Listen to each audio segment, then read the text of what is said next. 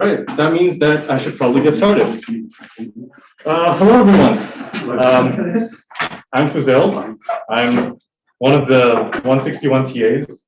Not as glamorous as Nicholas, but I'm going to try my best for this section. So bear with me, and then he'll be back with you guys hopefully next week. Can you just get a check? Everyone online can hear me? Thumbs up in like chat or stuff. Yep. Hear me? Cool. Okay. Awesome. All right, before we get started on this week's section, does anyone have any questions about stuff that was just covered in the lecture? Any clarifications or anything like that? No? Professor Pub is doing a fantastic job.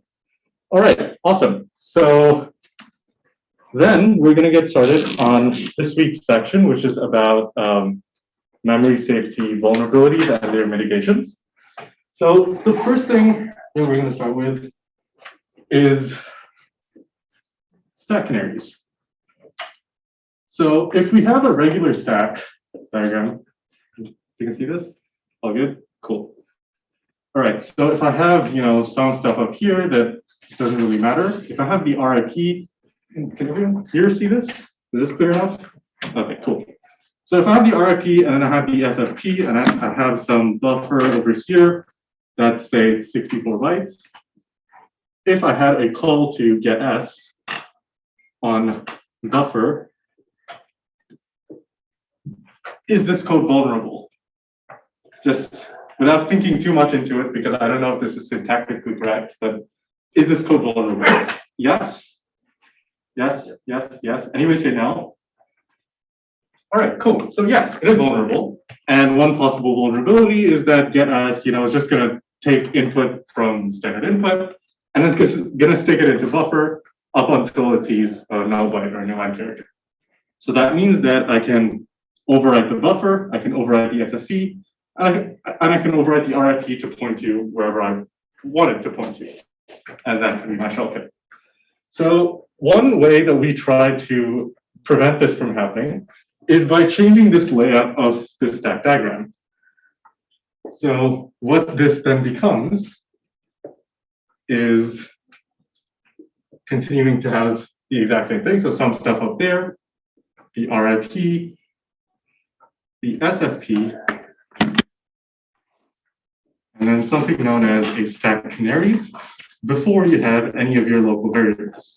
All right, so the stack canary is basically this randomly chosen set of bytes. And what its purpose is essentially like a sacrificial character. You can think about it as if this random set of bytes gets changed, every time the program returns, it's going to check to see if this canary value that's over here was the same as the canary value that was originally put in here. If it's the same, it's going to, all right, everything's good. If it's not the same, then your program's going to crash. Questions so far? Questions, comments, concerns? No. I must be doing so good. Okay, so one thing that you may be thinking about right now, if, for example, you get started on the project, would be that, well, I've drawn the SFP and I've drawn the canary and I've drawn the local variables, but it is possible sometimes for there to be extra stuff in between the SFP and the canary. And essentially what happens is that sometimes your operating system decides to be cute and say that it's going to save a couple of other registers in between the SFP and the canary. And these registers are basically things like the EBX or the EDX. And basically we just combine all of these and we call it compiler padding. And it's a variable amount of compiler padding. So some programs, when you run it, is going to have absolutely no compiler padding. So it's going to be the SFP immediately followed by the canary. But in other times, it's possible to have 4 or 8 bytes of compiler padding that exists after the SFP, before the canary. Questions? Okay, this is giving me a massive ego boost. All right, so if there are no questions on the stack canary, we're going to move on to the second, yes. So when the compiler checks if the canary has changed, where's the original value stored? Like it's stored somewhere on CPU in the CPU. So if the CPU is or the operating system is the thing that decides the original canary value, that is what it gets checked against. Cool, cool. All right, awesome. All right, so that was one possible mitigation. But the problem with the canary is that, as you're going to find out in the project, hint, you can leak this value of the canary. And we're not going to get into how that value can be leaked, because that's for you to figure out in the project. But you can leak the value of the canary if there are specific vulnerabilities present within the code. So if you're able to leak the canary, then you can overwrite the value of the canary with the value of the canary, and then override the SFP and the RIP to whatever you want to be. Make sense? Questions? Awesome. All right, that's canary done. The next thing we're going to move on to is we're going to come back here and we're going to say, so again, we're saying in the simplest form, we could have a buffer overflow because we have no protections. So let's introduce a different protection. And we're going to call this one non-executable pages, or DEP, or W, or X, or NX. They all mean the exact same thing. So if you see it in 4 different ways, don't worry about it. It's all non-executable pages, and they're all essentially, well, they're all exactly the same idea. So,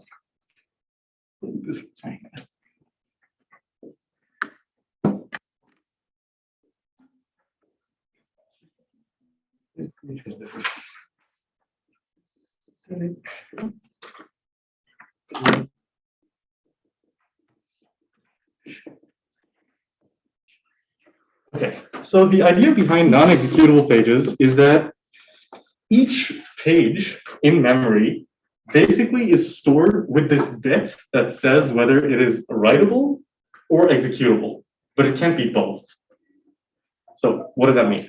When your operating system is allocating memory for your program, it does this in the form of pages. So it allocates one page and it sticks that in stack. It allocates a different page and sticks that in static or code or the heap, and so on and so forth, until enough memory is allocated for your whole program. Within each of those pages, it marks a specific bit as executable or writable. So for example, the stack over here is going to be writable, but it's not executable. But the code, on the other hand, is going to be executable, but it's not going to be writable. So the code is executable because we want to execute the different instructions that are present within our program. But we don't want to be able to write to it and add more illegal or malicious instructions to our program. Does that make sense? Yes. How does it keep track of what is writable? Yeah, great question. So again, the OS, when it allocates, suppose the heap for this particular program has 6 different pages. I should have picked a smaller number. Okay. When the page is allocated, it sets a particular bit, I think it's the last bit, to be either 0 or 1. And if it's 0, it's writable. If it's 1, it's executable. Cool? Yes. So you said the stack is writable and the code is executable? Yes. What about the heap in the stack? All right. What is it? What do people think? Should the heap be executable or should the heap be writable? Writable. Writable. Why should the heap not be executable? Anyone just shout it out. You don't have to raise your hand.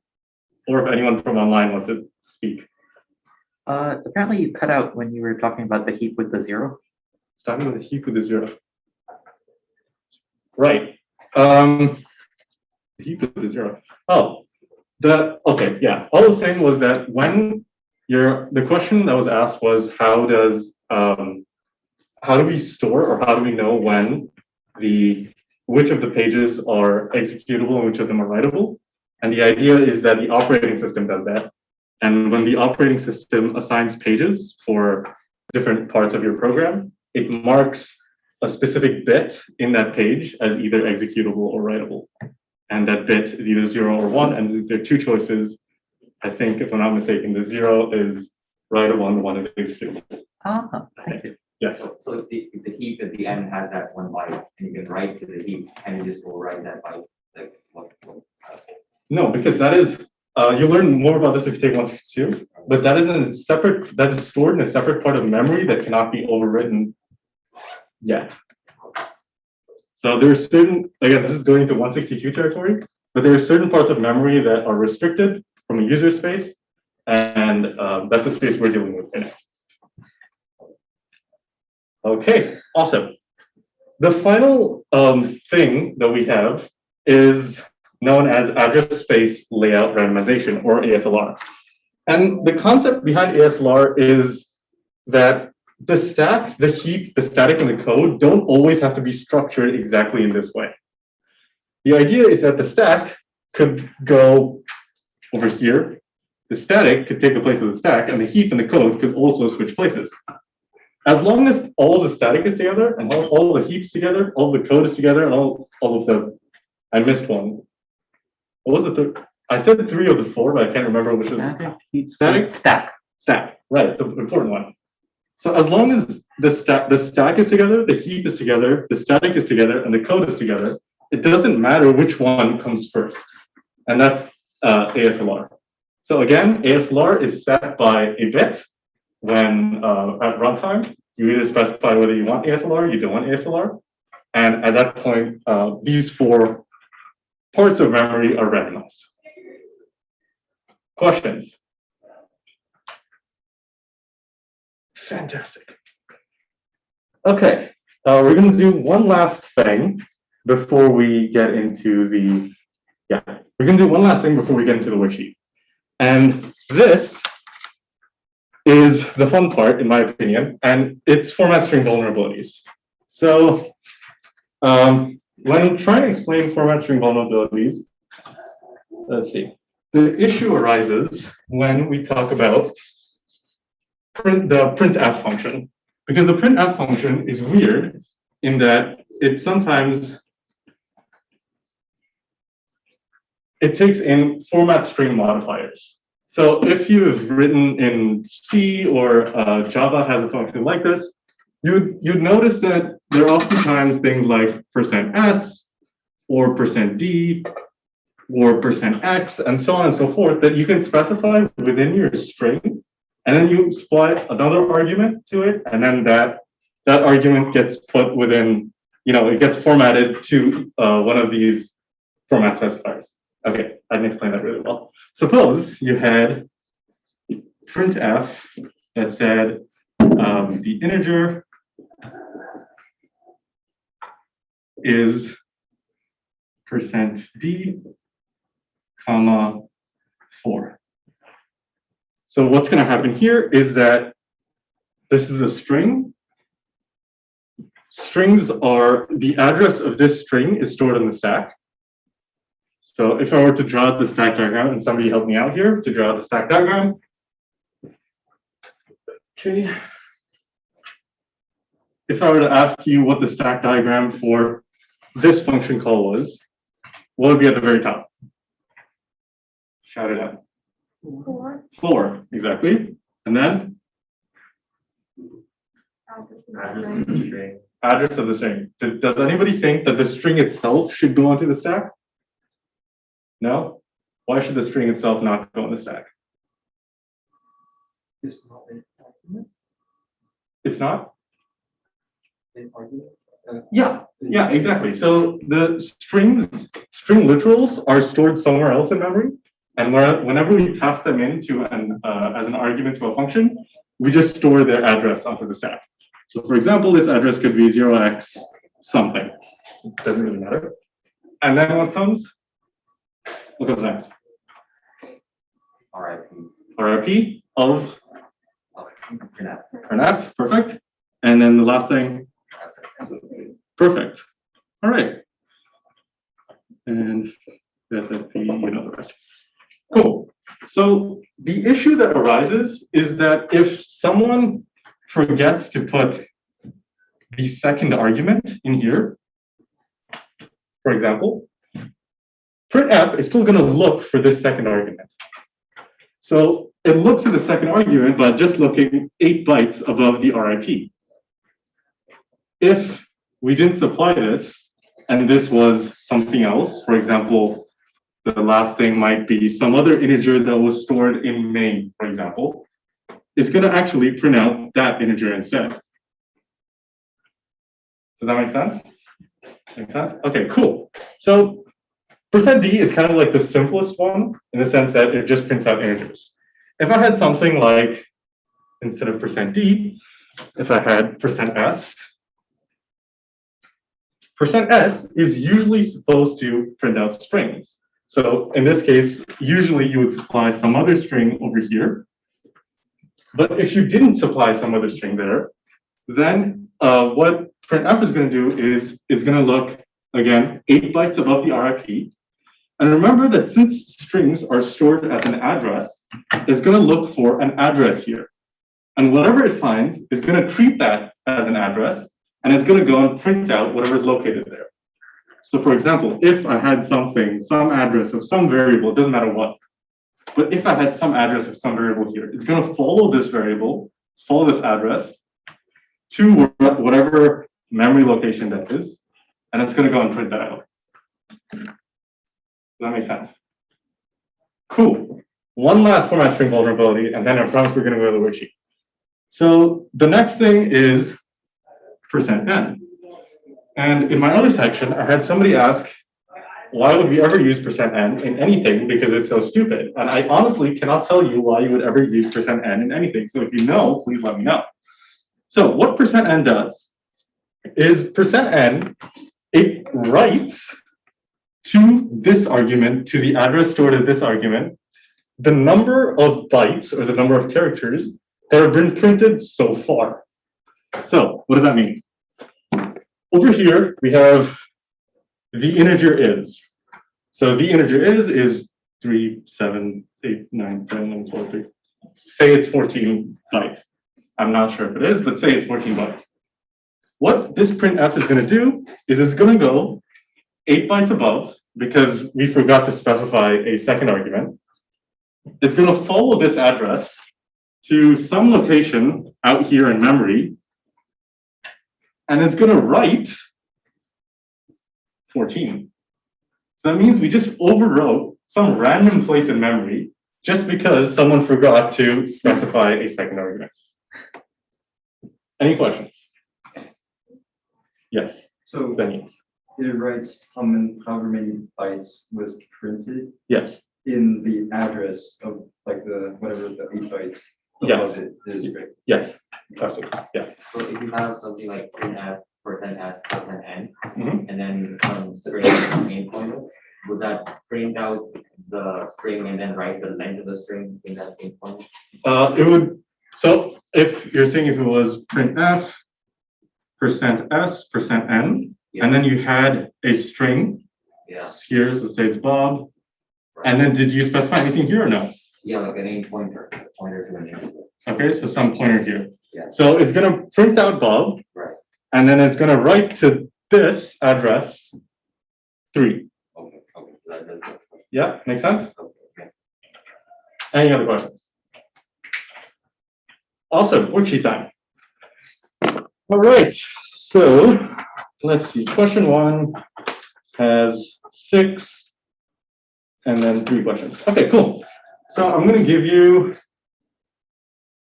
3 minutes to work on question 1, the first 6 questions. So not the short answer questions, just the first 6 questions. Let me know if you have any questions. Raise your hand, anything like that. I'll be around. I'll be. Yes, Ron. To confirm, %n does the bytes of the string. Yes, %n prints out, %n places the bytes of the number of bytes that have been printed so far into the address. It follows the address and then it puts it over there. Yes? Any other questions, chat? I don't see anyone. No? But I don't. Is everyone asleep? Am I that boring? Damn. Basically, just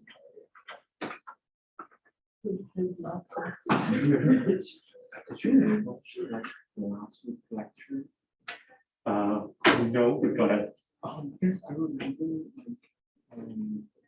they have someone called, and then they show like a stat. And then usually we reference the argument, usually it's like, if the community is weak. What do you mean you reference?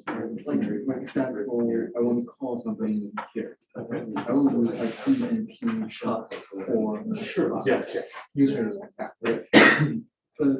But in lecture, because we override EPP, so EPP jump to some kind of place. Mhm. And then the ESP. Now, like when and then it call a function, and then it use like 4 bytes of the SFT as argument, So if not it EPP. changes, Yeah. you know, that's something. I believe it's just for the numbers that come before it. Great question. So if you look at the assembly instructions for how, for what it is, for model and something like that, so before and after it is something. At one Okay, point, here's what I found online. So if you write, so that's the part of this thing about this. When it points to this, when the EEP then gets Then we overridden and terminate. points to. Yeah. The ESP is just pointing to whatever the EEP was pointing. Did that? So it's equal to the number of characters printed by printf before the occurrence of %n. So it's not insane. Well, no, so the two of them point to the same thing. Right. And then. No, and then the EEP goes somewhere else because we overrode it. Wait, so EPP is like pointing here, and then they're pointing the same thing. They're pointing at at. Yeah. I was just. The EEP points to the old SFP. Yeah. Sorry, the SFP. So here's like FFP, Yes. and then EPP is pointing. In the first example, I wrote 14 because the integer is, And we then it- guessed was 14. and then long. this jumps to somewhere else. Yeah. And this move up by 4.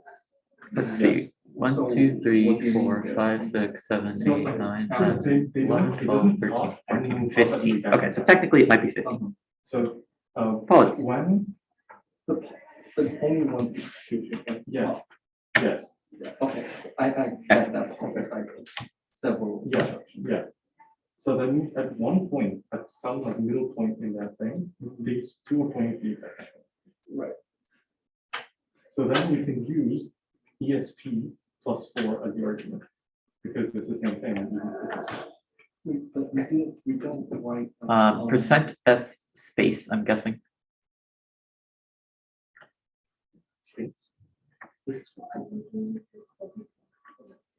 It does have a few characters before the %n as well, though. So which one, like they pick, is depends on the assembly. And I usually they believe. use EPP. Yes. But how do I know they use EPP or Let me EPP? consult with How do I make Cal. sure that ESP plus 4 is what are they using, not EPP? Usually it's going to be unless we specify. Yes. Oh, Okay, we'll specifically tell you when using this. Okay. So someone asked if it's the characters that come before the %n, Yes. and why is it 3 for Bob? Mhm.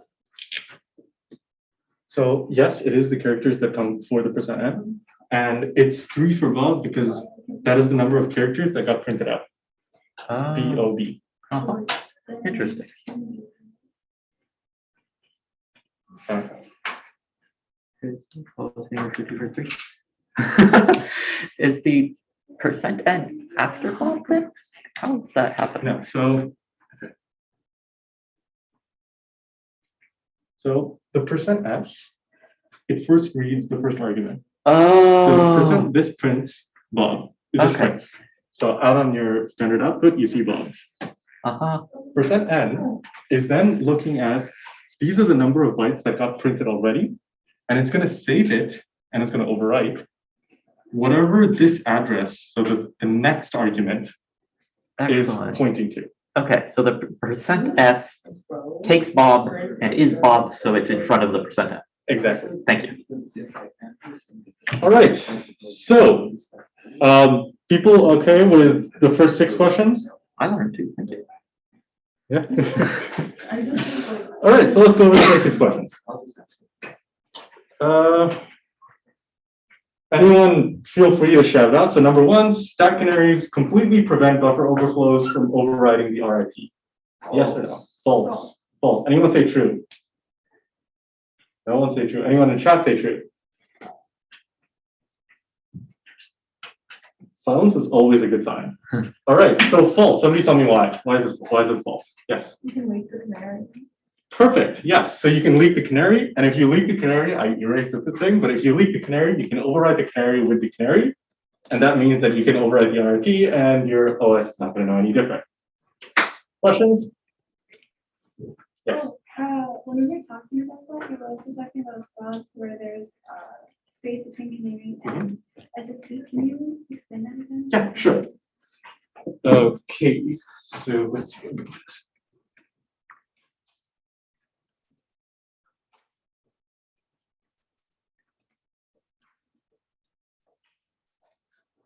All right, so what I was saying was that if you have the canary here, you have the SFP here and the RIP here, and then you have your local variables here. So this is what I'm saying, right? So the location of the canary, it could be like so, as in 4 bytes below the SFP and 4 bytes above your local variables. And that's the ideal case. That's what you usually want to happen. And that is what's going to happen a majority of the time. However, there could exist cases where you have a variable number of other registers that get used by the operating system that the operating system just decides to save on the stack because it thinks it's going to use those registers at some point later down the line. So those get saved over here, get saved between the SFP and the canary. So what that means is that when you're doing your project, for example, if you look at GDB and you see the canary, so some value that is constantly changing, that is a bit further away from the SFP than you thought, that's fine, don't panic. That's all I'm trying to say. Oh, so it's not like a Not at all, no. This happens commonly in operating systems. Right, any other questions? No. Okay, cool. Number 2. A format string vulnerability can allow an attacker to override values below the stack pointer. True or false? True. True? Here's someone say false. Above? Shouldn't we like do it above stack point? Great question. So, the idea here is that, where was my percent n? Here's our percent n. Here's our percent n. Okay, so the idea here is that what you have to remember, the string itself is not saved above your stack pointer. The string itself could be saved anywhere below the stack pointer. It could be saved in the heap, and that is well below the stack. So only the address of the string is saved above the stack pointer. Yeah. That was freaking Did me we out. activate a bomb? That was freaking me out. So, okay, we're gonna ignore that and hope nothing bad My happens. computer sees that. But you know, if something does happen, you'll all go out knowing that you learned stack pointer. So that's a good win in my book. So the idea is that since the string itself is not saved on the stack, and it's just the address that is saved on the stack, the address could point to anywhere.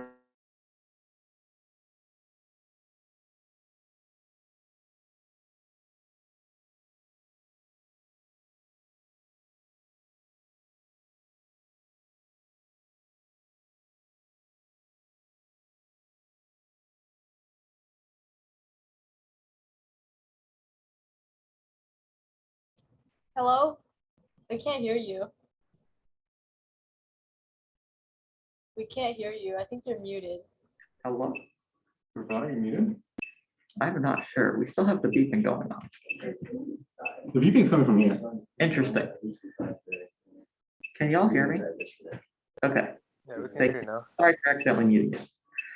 Are we back? We're good? We're back. The I'll go beeping look at the exists. beeping now. Okay.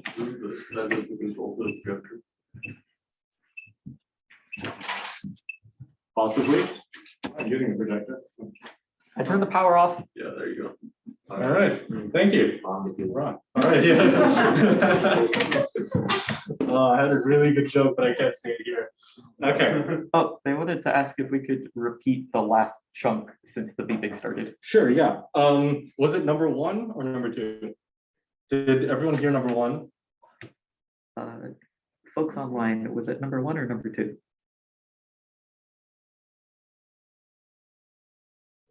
Two. 2, cool. So the answer for 2 is false. Sorry, the answer for 2 is true because,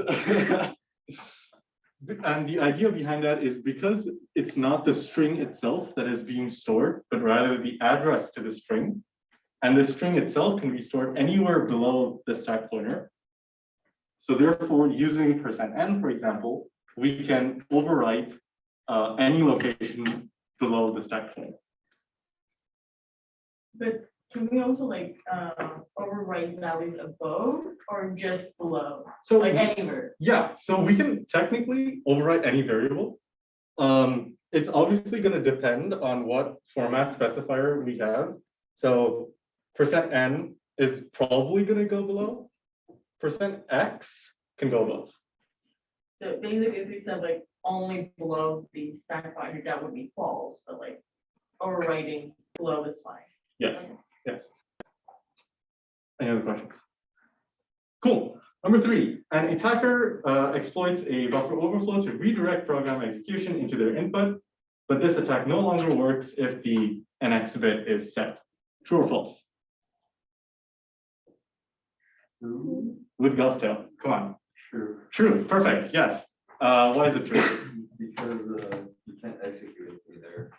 Exactly. So because the NX bit is set, that means that you can't execute anything. That means it's writable only. That's why we're able to write to that portion of memory, but we can't execute it. Questions? Fantastic. Number 4, if you have a non-executable stack and heap, buffer overflows are no longer exploitable. False. False. Any trues? Anyone say true?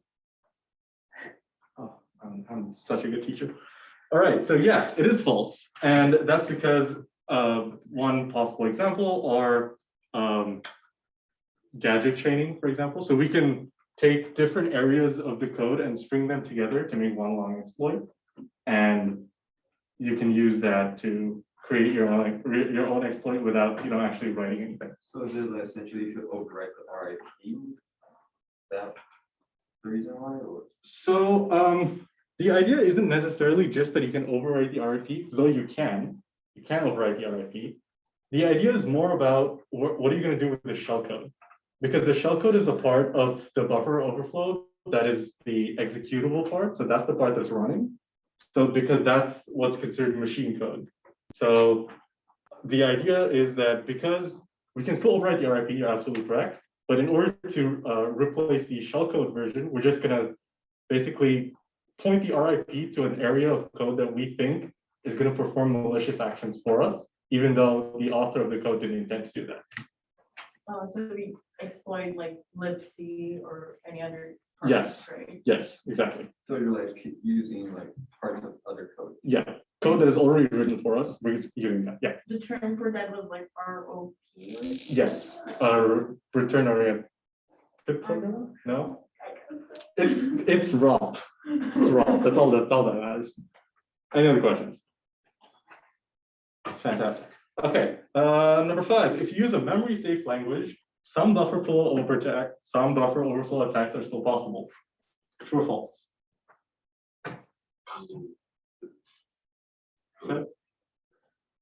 Sorry, can you repeat that? True. True. You think that some buffer overflow attacks are still possible if you use. Okay. Anyone else think true? Anyone think false? Okay, couple of falses. Why is it false? The book just said that like there was no memory vulnerability. I believe what they said. I like whoever wrote that, hopefully was the line. Well, I wrote it, but I was lying. No, I'm kidding. Nick Weaver keeps saying use memory safe languages, so memory safe languages. And always trust Nick Weaver. Exactly. False. Model to live by. Yes, so memory safe languages are the only way to prevent buffer overflow attacks. If anyone tells you otherwise, they're lying. Buffer overflow attacks are only preventable using memory safe languages like Java and Python. All right, questions? All right, That makes 6 true then. does that make 6 true? Number 6, ASLR, stack canaries, and NX bits are all combined are insufficient to prevent it. True, exactly, yes. And nothing you can do is ever going to prevent buffer overflows except for using memory safe languages. Awesome. Questions? Questions? Questions? Someone in the chat said this whole class is just a diss on C. It is. Yeah. If you took this when only Nick Weaver was teaching the class, the very first class, he made an analogy to shooting yourself in the foot with a shotgun. And that's what C is. C is basically you're aiming the shotgun somewhere, but you accidentally shoot yourself in the foot. Other languages are going to give you a pop-up saying that, are you sure you want to shoot yourself in the foot? But C does not do that. So yes, this whole class is a diss on C. All right, so for time constraints, we're going to skip the short answer part of it, but feel free to ask questions about it after class. But we're going to move on to pointer authentication codes for like 5 minutes, and then we're going to do the questions. All right, so where's my section? Pointer authentication codes. It is, oh, there we go. All right, so the idea behind pointer authentication codes is basically built upon the idea of stack canaries. So stack canaries in theory are a really good idea because they're protecting the RRP and the SFP by putting some random number in there. And if that random number gets changed, then we crash the program. The problem is that stack canaries were invented a long time ago and people have become smarter and technology has become smarter. So therefore canaries are now useless. The good part about technology getting smarter, however, is that we can take advantage of that. So we use in most computers a 64-bit system. And what that means is that your addresses basically have 64 bits in them. And that means you can access 2 to the power of 64 different addresses within your system. The problem is that our software, our hardware is simply not good enough for this. And we can't access 2 to the 64 different memory addresses. We don't have the processing capabilities to do that. Currently, I think we can only access something like 2 to the 48 different addresses. And that means that someone who's better at me than math, 64 minus 48, please. Thank you. So that means that 16 bits of every single address are going to be 0. So for example, your RIP is going to be 0x, 16 zeros, and then the actual value of the RIP. And so is the SFP, and so is the canary, and so are your local variables, and so on and so forth. So some smart person decided to take advantage of that. And they said, all right, well, on the CPU, let's create a function. Let that function take in some key and some address. And let that function, suppose it takes in this address. It's going to take in this address and it's going to output some random set of bits. It's going to output 16 random bits. And we're going to take the 16 bits and we're going to replace these zeros with those 16 random bits. And then this address then becomes 0x with the 16 random bits, and then the actual value of the RIP goes in there. Any questions about that? Wait, how is the 16 bits generated in it? The CPU has some function that takes in a key and an address and outputs 16 random bits.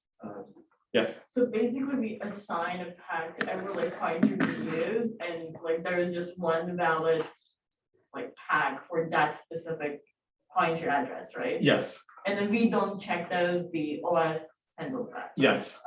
Perfect. Great explanation. So every time your function returns from anywhere, it's going to mostly just check your RIP and your SFP because it doesn't really care about the address of local variables. So it's going to check the RFP and the SFP. How's it going to check that? It's going to take the address with the zeros, stick it back in here. It gets these 16 bits, appends it to get something that hopefully is the exact same thing, compares these two, checks if they match. If they match, all good. If they don't match, crash the program. Where's the, like the other one stored? If It's not stored. Only the function itself is stored on the CPU. So that means it computes it every single time. How does it then like match it to whatever is the original? Yeah, so it computes, it knows the original address is just the 16 bits replaced with zeros. So it takes those 16 bits replaced with zeros and the original address and recomputes this. So this basically comes out to be the true value, so what it's supposed to be. And then it compares it to what it actually is. Oh, That makes sense? is it kind of like a hash? Yes. Okay. Yes. Okay. So, if the compiler is accessing that function, can we also access the function with something like a libc? No, because this is stored on the CPU. We have no access to anything on the CPU. Any other questions? Awesome. One last thing to mention is that this function, not sure if determinism was covered yet. Has determinism been covered yet in lecture? Sort of. Sort of. Okay. Yes. Before I get to determinism, yes. Are the 16 bits placed before the address always? Yes. The 16 bits are always placed before the address. So it's always the first 16 bits that is the pack value. All right, one last thing, and then we're gonna have 7 minutes to the thing, which is plenty of time. All right, so this function, because the actual value of the pack is not stored anywhere, it has to recompute the pack every single time. That means that when given the same key and the same address, it always has to output the exact same 16 random bits, because otherwise it can't check the value. So that concept of outputting the exact same thing given the same inputs is known as determinism. And you're gonna learn that a lot for encryption and how we do want determinism in encryption, and we don't want determinism in encryption, but you're gonna learn that later, so don't worry about that for now. The only thing you have to remember for now is that the function that computes packs is deterministic, meaning that when it's given the same key and the same address, it's always gonna output the exact same 16 random bits. All right, questions? Yes. Will it still like output the same values, although like after you terminate and restart the program, or just like deterministic within that program run? Great question. So usually within different program runs, the key is going to change. The key is basically another set of random values that the CPU itself determines. And usually that changes on every program run. So because that changes, the random values are going to change. Just like a canary. Yeah. All right. Now we're going to ambitiously try and do 4 questions on packs. So you're going to have 2.5 minutes to do these 4 questions, and let me know if you have any questions. As always, awesome. Any questions like that? Fantastic.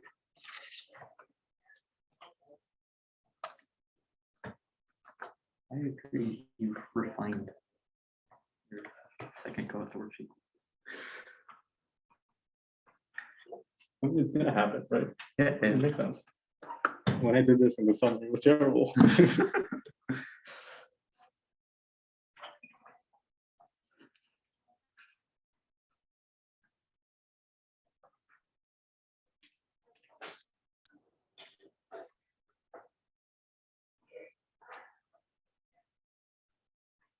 By the way, how many people are online?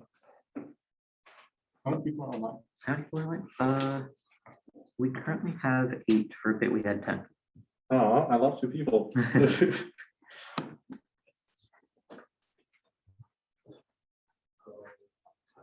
about passive interaction. Where they. Yeah, SFP interaction, right? So you have your RIP, SFP, and then we calculate your EBP, right? First two. And then EBP takes the boundless value somewhere up here. And yeah, apparently this is expected behavior. I just don't know if this is.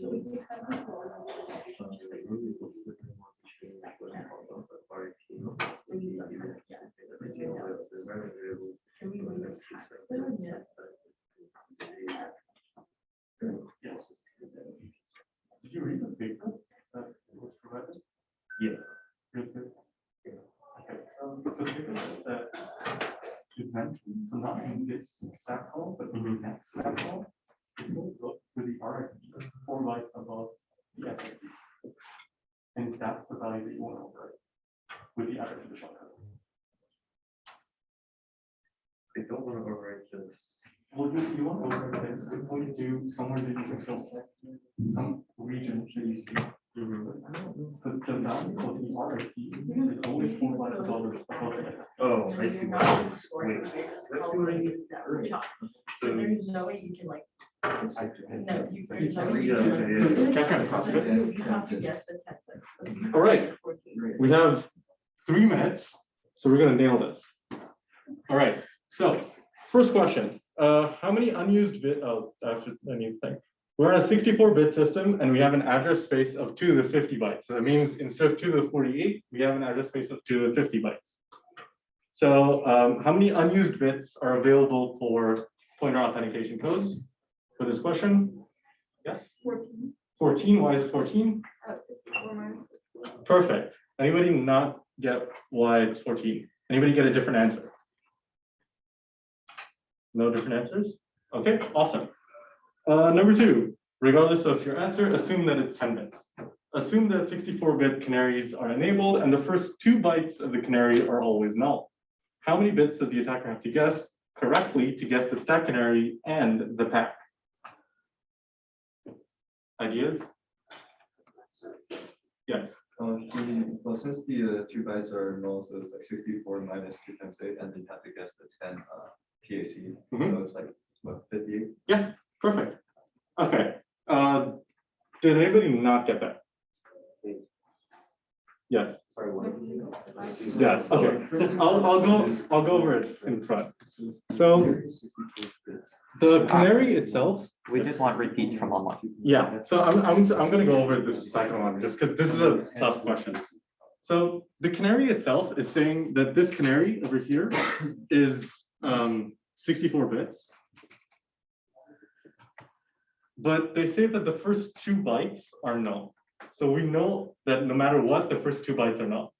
And 2 bytes are, how many things? 16, I think. So 2 bytes is 16 bits. So that means that if we subtract 16 from here, we end up with 48 bits. So that means there are 48 bits of actual canary. So it's zeros for the first 16, and then it's 48 bits of the actual canary.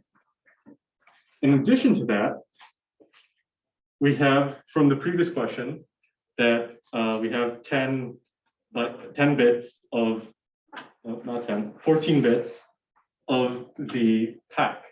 So this one. Oh, sorry, 10 bits of the pack. So if we add 10 bits, then we also have to guess, we end up with 58 bits. Questions? Yes. Where did the 16 come from? This 16. So they say that the first 2 bytes are null. Right. Yeah, and 1 byte is 8 bits. All right, and very last question. We're not going to do number 4. Last question. How many bits does the attacker have to guess correctly to guess the stack canary and the pack, assuming that the attacker has a format string vulnerability that lets them read any part of memory while the program is running? Ideas? Okay, 0. Because we cannot read pack.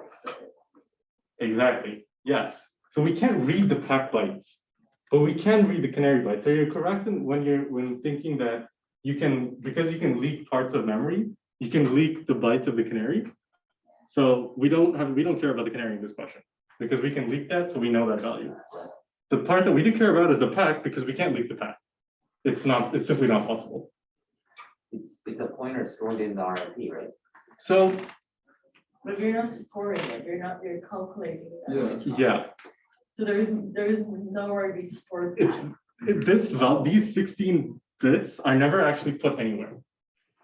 It's not that the actual address of the RFP is changing.